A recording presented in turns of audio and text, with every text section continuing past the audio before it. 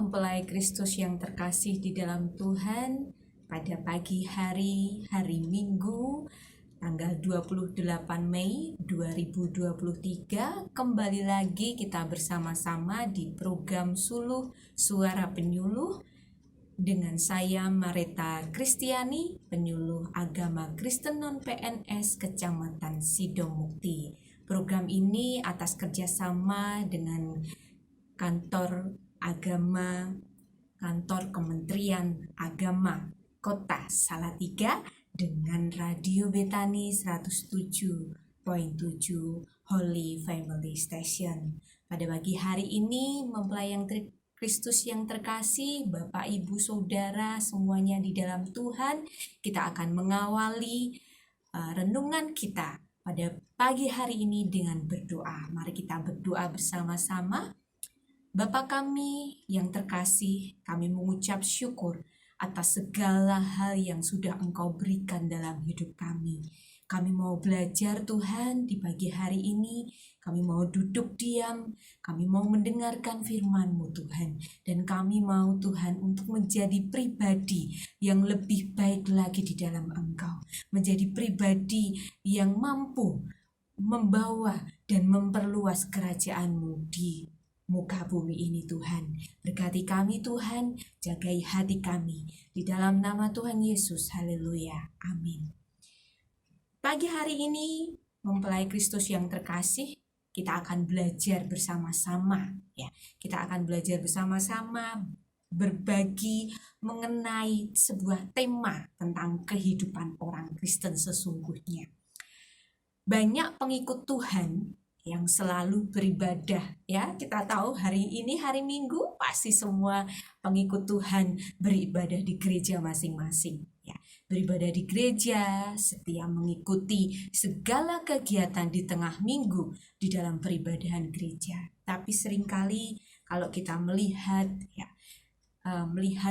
orang-orang yang berada di dalam gereja, seringkali mereka membuat status dalam WhatsApp-nya, atau IG-nya, atau Facebook-nya, aku sedang di gereja, ya, atau sedang melayani. Tapi hal yang lebih diinginkan orang lain bukan status kita, ya, bukan saat kita ini loh aku melayani dan kita memberikan menguploadnya, ya, di status kita. Bukan yang diinginkan oleh orang lain saat kita melayani, saat kita selalu ada di dalam gereja. Yang diinginkan orang lain adalah sikap kita, ya. Bagaimana sikap kita? Apakah sikap kita menjadi teladan, menjadi memiliki, ya, hidup yang berbeda dari orang di luar sana. Nah, tapi Bapak Ibu yang terkasih di dalam Tuhan, saya yakin dan percaya yang saat ini mendengar dan melihat di channel YouTube, saya yakin dan percaya bahwa kita sebagai orang-orang Kristen, sebagai pengikut Tuhan, bukan hanya rajin ibadah, tapi kita sudah membawa diri kita untuk menjadi teladan, membawa diri kita untuk hidup, ya, semakin lebih baik lagi. Nah, sangat mengherankan Bapak Ibu yang terkasih jikalau, ya, kita, ya, banyak orang yang di sana melayani namun tak mampu maksimal melayani keluarga, tak mampu maksimal menjadi penganutan bagi orang lain. Bahkan, ya, peribadahan kita hanya bersifat sebagai bersifat sebagai rutinitas kita, ya, tanpa kita berdampak bagi orang di sekitar kita. Kalau boleh dimisalkan, Bapak Ibu yang terkasih, kalau boleh dimisalkan seperti pohon yang besar kita ini, seperti pohon yang besar yang berdaun lebat namun tak pernah berbuah, ya. Padahal, ya, yang diinginkan seseorang yang sudah menanam, memberi pupuk, merawatnya, di saat besar, di saat berdaun lebat, yang diinginkan adalah buahnya, dinikmati buahnya. Maniskah, kecutkah, ya, menyenangkankah bagi seorang penanam, ya, seorang petani. Nah, bagaimana orang seperti ini akan berdampak di luar?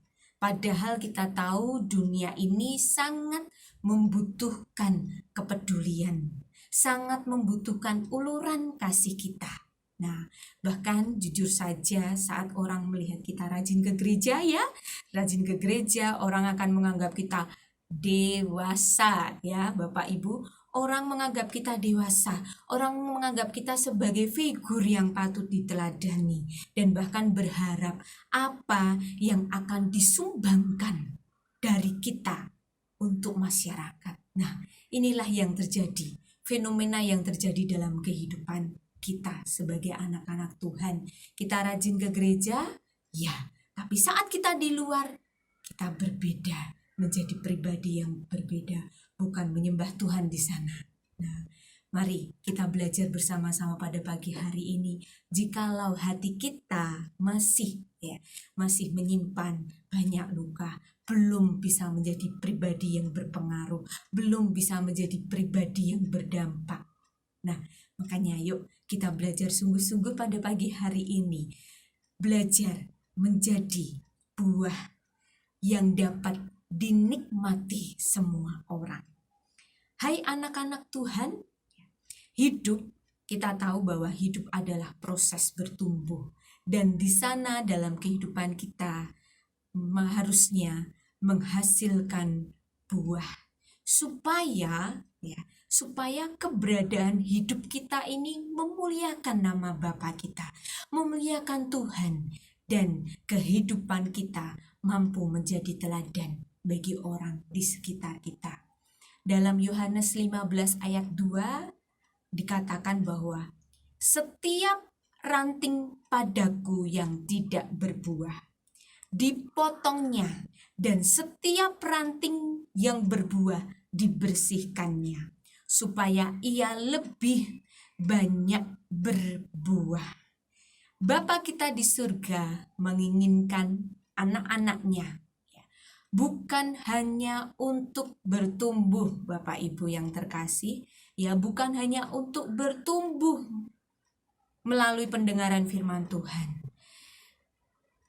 Ya, bukan hanya untuk bertumbuh melalui firman Tuhan, bukan hanya untuk berakar yang kuat di dalam iman kita, di dalam doa kita.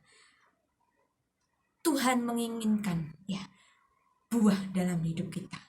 Dan saat kita menghasilkan daun-daun yang lebat, namun kehidupan kita tidak mampu menghasilkan buah, tidak mampu dinikmati oleh orang lain. Nah, padahal kita tahu Bapak Ibu yang terkasih, saudaraku semuanya, yang diinginkan Tuhan apa toh dalam hidup kita? Adalah saat kita diberkati oleh Tuhan, dan disitulah Tuhan juga menginginkan menjadi berkat bagi orang lain. Saat hidup kita diberkati oleh Tuhan, maka yang Tuhan inginkan bukan hanya mentok, bukan hanya kita saja yang diberkati, tetapi kita menjadi saluran berkat bagi orang lain. Nah, mari kita bersama-sama menjadi pribadi yang mampu menghasilkan buah. Bahkan di dalam Mazmur 92 ayat yang ke-15, ya, Mazmur 92 ayat 15, di situ firman Tuhan mengatakan bahwa pada masa tua pun mereka masih berbuah. Pada masa tua mereka masih berbuah, menjadi gemuk dan segar untuk memberitakan bahwa Tuhan itu benar, bahwa Ia gunung batuku dan tidak ada kecurangan padanya. Nah, saat kita membaca Mazmur 92 ayat 15, ya, di situ dikatakan pada masa tua masih berbuah. Berbuah berarti tak mengenal batas usia, ya. Bagi oma opa yang saat ini mendengar, ya, Tetap semangat di dalam Tuhan, tetap semangat untuk berbuah, karena Tuhan menjanjikan di dalam Mazmur 92 ayat 15, berbuah tak mengenal batas usia, tak mengenal, tak peduli bagaimana kondisi kita. Wah, ini kok berat banget ya, karena Tuhan menginginkan kita berbuah pada musimnya. Bahkan kita harus selalu berbuah saat seorang petani menanti-nantikan, saat pengusaha menanti-nantikan hasilnya. Kita harus selalu siap sedia untuk berbuah. Nah, berbuah tak mengenal batas usia, tak peduli kondisi kita. Yang Tuhan inginkan kita tetap berbuah, menghasilkan buah yang baik, menghasilkan buah yang mantap, sedap untuk dirasakan. Dalam Mazmur 1 ayat 3, ya, Mazmur 1 ayat 3 dikatakan, ia seperti pohon yang ditanam di tepi aliran air, yang menghasilkan buahnya pada musimnya, dan yang tidak layu daunnya. Apa saja yang diperbuatnya berhasil, ya. Apa saja yang diperbuatnya berhasil. Mempelai Kristus yang terkasih, ya. Kita simak bareng-bareng, kita dengarkan baik-baik firman Tuhan pada pagi hari ini. Menjadi buah bukan hanya kita selalu diberkati, tetapi kita harus memberkati. Nah, mempelai Kristus yang terkasih, di dalam Mazmur ayat 1 ayat 3, di situ dikatakan ayat yang paling akhir, apa saja yang diperbuatnya berhasil. Amin, Bapak Ibu yang terkasih di dalam Tuhan. Apa saja yang engkau perbuat, kita dijadikan berhasil. Ya, ada janji Tuhan yang indah buat kita ciptaannya. Ya, ayat ini adalah sebuah perintah. Ya, di situ dikatakan bahwa ia seperti pohon yang ditanam di tepi air yang menghasilkan buah pada musimnya. Ya, sebuah perintah, lo harus menghasilkan buah di setiap musimnya yang tidak pernah layu. Nah, dan di sini Bapak Ibu yang terkasih di dalam Tuhan, bukan hanya perintah, tetapi di ayat ini ada sebuah janji Tuhan yang indah buat kita mempelai Kristus, ya, yang indah. Apa sih janjinya? Ya, apa sih jaminannya? Ya, jaminannya kita bukan hanya Tuhan bukan hanya sebagai Tuhan yang selalu menyuruh kita, tetapi di sana Dia menjadi pribadi yang memberikan jaminan dalam hidup kita, yang mengatakan bahwa hidup kita pasti akan berhasil, didampinginya kita dan dibuatnyalah kita berhasil. Mempelai Kristus yang terkasih di dalam Tuhan, ya, maukah pada pagi hari ini kita, ya, maukah kita berbuah, ya, maukah kita berbuah, ya, kita sesungguhnya, ya, pada pagi hari ini sedang belajar, diajari sama Tuhan. Ini loh, ya, jika kamu berbuah, ya, maka kamu akan, ya. Nah, yang jadi pertanyaan kenapa, ya, yang jadi pertanyaan dalam hidup kita, kenapa toh Tuhan aku tidak berhasil? Kenapa toh Tuhan aku tidak pernah berbuah? Nah, ya, lanjut di dalam Yohanes 15 ayat 8, ya. Yohanes 15 ayat 8, di situ firman Tuhan dikatakan bahwa dalam hal inilah Bapakku dipermuliakan, yaitu jika kamu berbuah banyak, dan demikian kamu adalah murid-muridku. Saat kita berbuah, nama Tuhan dipermuliakan. Saat kita berbuah, nama Tuhan dipermuliakan. Dan disinilah kita, ya, menunjukkan saat kita berbuah, kita sedang menunjukkan identitas kita sebagai seorang murid, ya, yang bercirikan mampu berbuah. Kalau tidak berbuah, ya, sudah mengikuti Tuhan sepanjang masa, sepanjang waktu lamanya, tapi kita tidak berbuah. Hidup kita kayak gini-gini terus tuh, kok nggak ada perubahan. Jangan-jangan yuk pertanyakan dirimu, ya, pertanyakan diri kita masing-masing, Bapak Ibu yang terkasih. Apakah kita murid Tuhan? Ya, apakah kita murid Tuhan? Nah, padahal yang dikatakan murid, ya, hai murid-muridku, disitulah, ya, kita, identitas kita menjadi seorang murid. Maka disitulah ciri-ciri kita sebagai seorang murid adalah memberi buah, menghasilkan buah. Nah, kemudian, ya, saat kita bertanya-tanya dalam hidup kita, loh kok aku nggak berhasil? Kok apa yang aku perbuat nggak pernah berhasil? Hidupku kok gini-gini saja? Ya, ini PR kita, Bapak Ibu yang terkasih. Jangan-jangan kita tidak pernah menghasilkan buah. Ya, karena dikatakan di dalam Mazmur 1 ayat 3, ya, di situ dikatakan apa, ibu-ibu yang terkasih, bapak-bapak yang terkasih, di sana, ya, saat kita mau berbuah pada musimnya, di situ dikatakan apa saja yang engkau berbuat pasti akan berhasil. Nah, mari kita sebagai orang-orang yang sudah dikasihi Tuhan, yang sudah diselamatkan oleh Tuhan, mari kita berlomba-lomba menghasilkan buah, ya. Kalau kita tidak berbuah, ya, ini sangat dipertanyakan, ya. Loh, bagaimana kita mengikut Tuhan? Bagaimana kok nggak sampai berbuah? Jangan-jangan, ya, kita mengikut Tuhan hanya karena kita ikut-ikutan saja, ya, hanya sekedar ikut tanpa sebuah komitmen, ya, tanpa sebuah komitmen. Nah, Bapak Ibu yang terkasih, mempelai Kristus, kita baru saja belajar, ya, mengapa kita harus berbuah, karena di sana, ya, Tuhan menyuruh kita. Karena di sana saat kita bisa berbuah, maka penyertaan Tuhan menjadikan kita, kehidupan kita berhasil. Mengapa kita harus berbuah?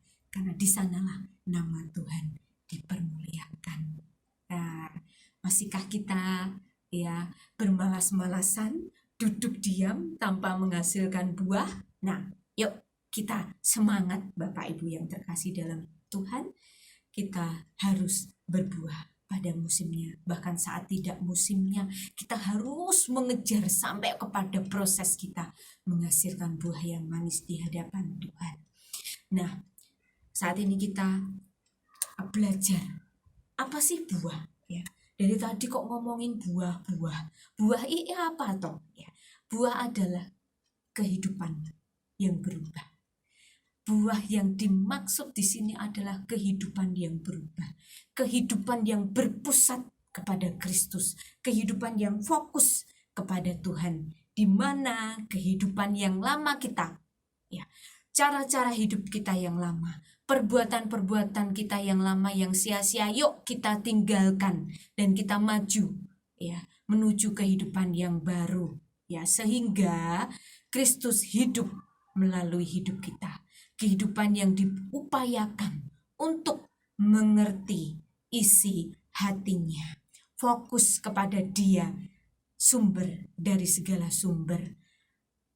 Nah, kalau kita boleh membaca sebentar, ya, di dalam Galatia 5, ya, Galatia 5 ayat 22. Nah, di sini Bapak Ibu yang terkasih, ya, buah yang dimaksud buah pembaharuan hidup kita, kehidupan yang selalu baru. Tetapi buah roh ialah kasih, sukacita, damai sejahtera, kesabaran, kemurahan, kebaikan, kesetiaan, kelemah lembutan, penguasaan diri. Tidak ada hukum yang menentang hal-hal itu. Barang siapa menjadi milik Kristus Yesus, Ia telah menyalibkan daging dengan segala hawa nafsu dan keinginannya. Jika kita hidup oleh roh, baiklah hidup kita juga dipimpin oleh roh. Nah, Bapak Ibu yang terkasih di dalam Tuhan, buah yang dimaksud adalah buah pertobatan kita. Buah roh yang ada, yang dihasilkan oleh hidup kita. Karena kita sudah ikut oleh Tuhan. Kita menyalibkan kedagingan kita. Dan kita menuju berpusat kepada Tuhan. Itulah yang Tuhan inginkan dalam hidup kita. Nah, menjadi buah yang dinikmati semua orang. Ya, menjadi buah yang dinikmati semua orang. Bagaimana? Ya, kita bisa menjadi buah yang harus dinikmati semua orang. Ya. Mari kita belajar tentang filosofi buah. Ya. Berapa hal yang harus kita pelajari tentang filosofi buah. Ya, dan inilah yang akan menjadikan pembelajaran buat kita. Menjadi buah yang menghasilkan, menjadi buah yang bisa dinikmati itu kayak gimana toh caranya? Nah, caranya lewat belajar filosofi buah. Yang pertama, ya. Buah tidak protes, ya. Buah tidak protes saat dipetik, berapapun dia tetap berbuah, ya. Yang pertama, ya, bisa ditulis ini Bapak Ibu yang terkasih di dalam Tuhan, ya. Buah tidak protes saat dipetik, berapapun dia tetap berbuah, ya. Saat, ya, Tuhan memetik hasil kita, saat orang lain menikmati buah dari kita, ya, saat buah-buah itu dipetik, ya, bayangkan, ya, Bapak Ibu yang terkasih yang punya pohon mangga, pohon kelengkeng, pohon durian, saat dipetik buahnya nggak protes, ya, nggak protes, dan dia tetap berbuah. Saat dipetik lagi, setahun kemudian, 3 bulan kemudian, 4 bulan kemudian, ya, semasa-masa pertumbuhannya, dia tetap akan menghasilkan buah. Nah, berarti Bapak Ibu yang terkasih, menjadi buah yang dinikmati semua orang, kita belajar untuk tidak protes, ya. Kita belajar tidak protes, ya, saat kita memberi, saat kita belajar mengasihi, saat kita belajar untuk memberikan kesetiaan. Kita tidak protes di sana. Kita tidak protes kepada orang yang kita beri, ya. Kita nggak protes, bahkan kita memunculkan buah itu kembali, memunculkan dan memunculkan, menghasilkan dan menghasilkan. Yang kedua, buah tidak meminta persenan dari penjualan, ya, Bapak Ibu, ya, para petani di sana, ya, saat menjual hasil panennya, hasil buahnya, buah itu tidak pernah meminta persen, ya. Nah, jadi buat kita, ya, bagaimana kita harus menjadi buah yang menghasilkan, yang bisa dinikmati. Yang kedua adalah jangan pernah meminta itu kembali dalam hidup kita. Jangan pernah meminta persenan saat kita berbuat baik kepada orang. Ya udah, berbuatlah baik, baik, baik, baik. Ya. Saat kita menginginkan, kok saat kita berbuat baik, kok dia nggak baik toh? Ya. Saat kita sudah memberikan kebaikan, memberikan kesetiaan, kok nggak balik toh kebaikannya? Kebaikan yang kita sudah tabur, kok nggak dikembalikan? Ingat, Bapak Ibu yang terkasih, saat kita ingin buah kita dinikmati, jangan pernah meminta persenan. Jangan pernah meminta untuk dikembalikan. Aliasnya, jangan pernah meminta kembali saat kita memberikan buah kepada orang lain. Yang ketiga, buah tidak sakit hati saat dirawat atau tidak. Ya. Buah nggak pernah sakit hati saat dia dirawat atau tidak.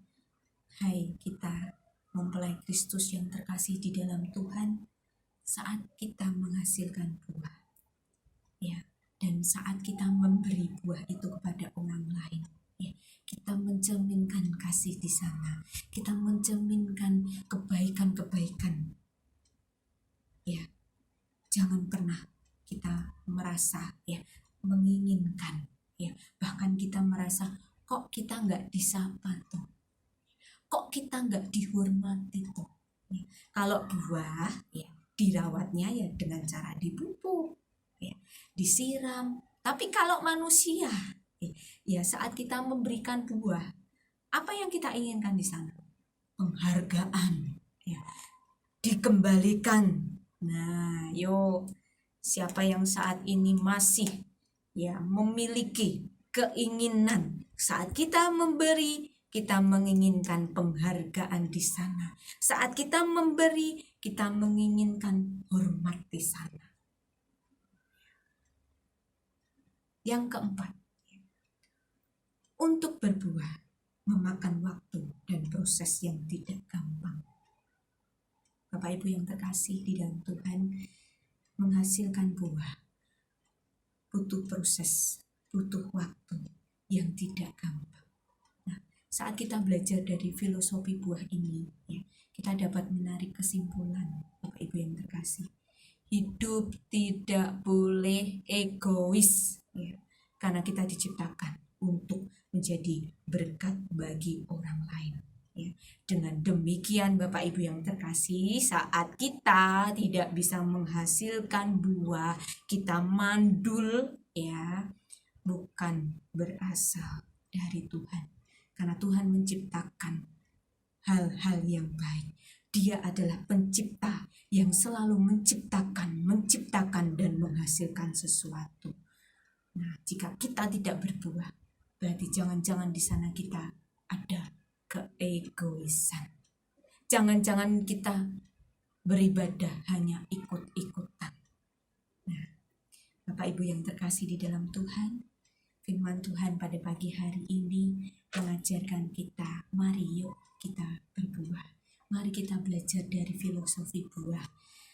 Tidak protes, tidak meminta persenan, tidak sakit hati saat dirawat atau tidak.